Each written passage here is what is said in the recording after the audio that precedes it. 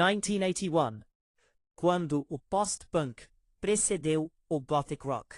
Muito já foi falado sobre como o punk rock, capitaneado por bandas como The Clash e principalmente os Sex Pistols, virou a Inglaterra de cabeça para baixo no final dos anos 1970. Nos Estados Unidos, chegou até a ter um certo hype, mas não obteve grande sucesso comercial, no mercado dominado pela disco music e pelo soft rock.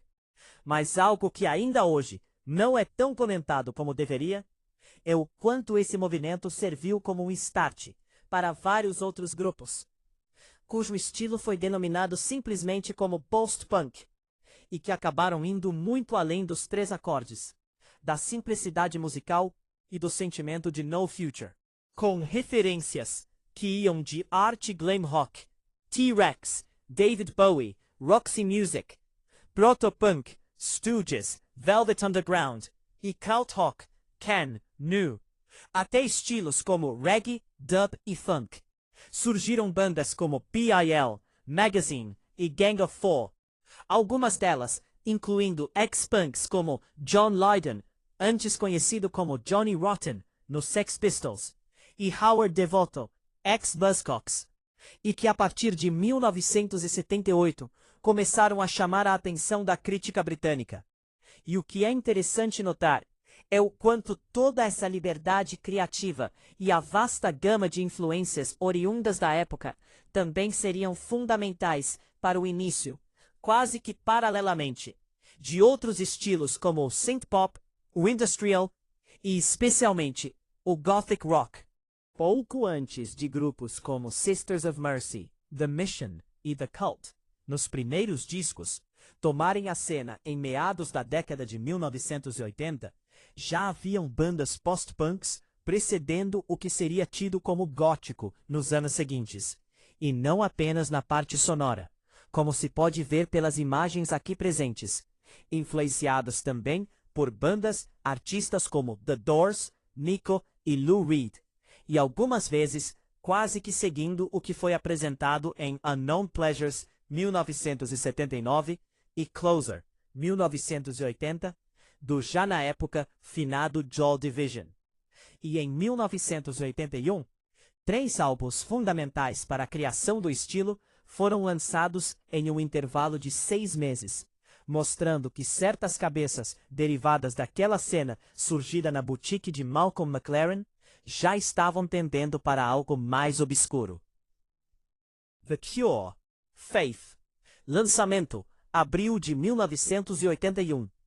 Após o início quase como uma banda punk propriamente dita, o Cure surpreendeu com 17 Seconds, 1980, com uma sonoridade mais calcada em climas e texturas, além de uma óbvia influência de Joy Division.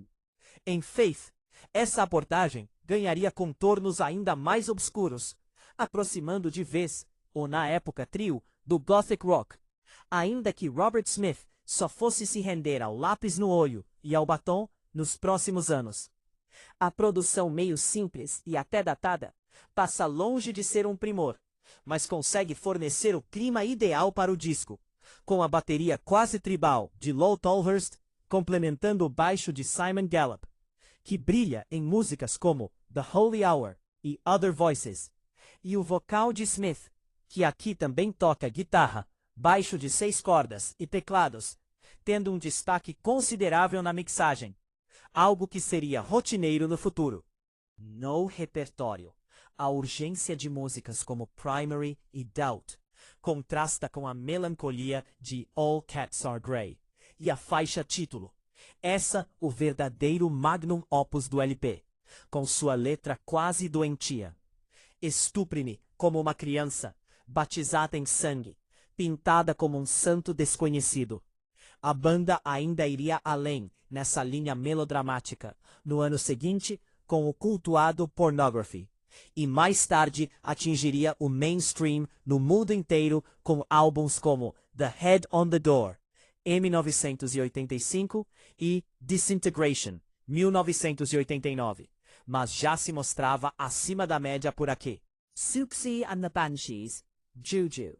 Lançamento, junho de 1981. fundado por dois seguidores dos Sex Pistols nos primórdios do punk, Steve Severin, baixo, e Siouxsie Sioux, vocal. O Siouxsie and the Banshees já havia lançado dois discos fundamentais para o post-punk no final dos anos 1970. Mas o ápice criativo só seria atingido quando Budgie, ex-Slits, e John McGeoch, ex-Magazine e Visage, assumiram os postos de baterista e guitarrista respectivamente, na provável melhor formação entre os grupos que formavam a cena à época.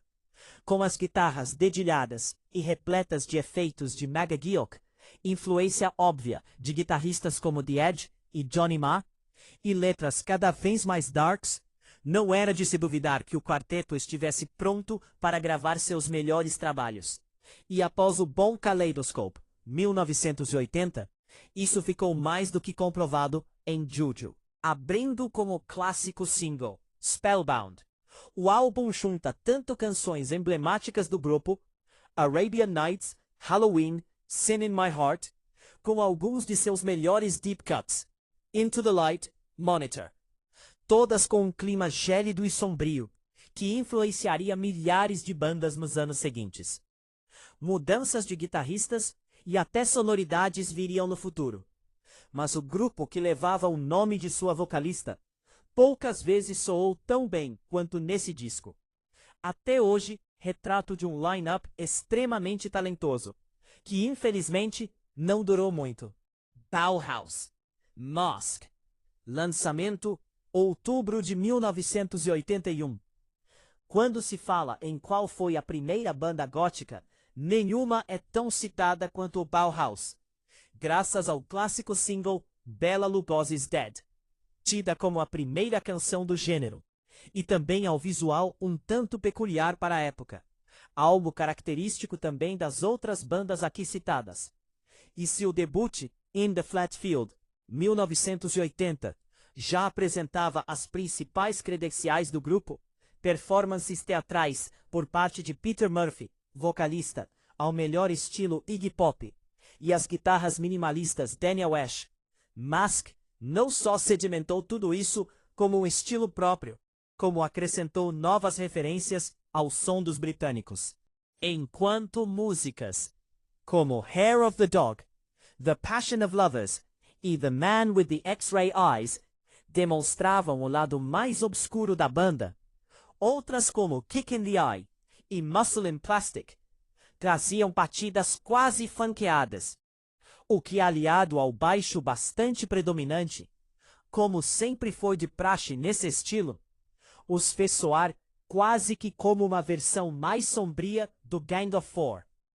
No final das contas, essas faixas, somadas a outras, como a tipicamente post-punk, Dancing, e a claramente influenciada pelo Velvet Underground, of Lilies and Remains, formavam o álbum, mesmo com sonoridades um tanto variadas, bastante coeso e bem amarrado, e que muitos consideram como o melhor entre os lançados pelo quarteto nesse período. A banda se separaria poucos anos depois. Se você gostou, dê um like e compartilhe, e continue acompanhando os nossos vídeos. Esse é o canal Histórias do Punk Rock. Até uma próxima, galera!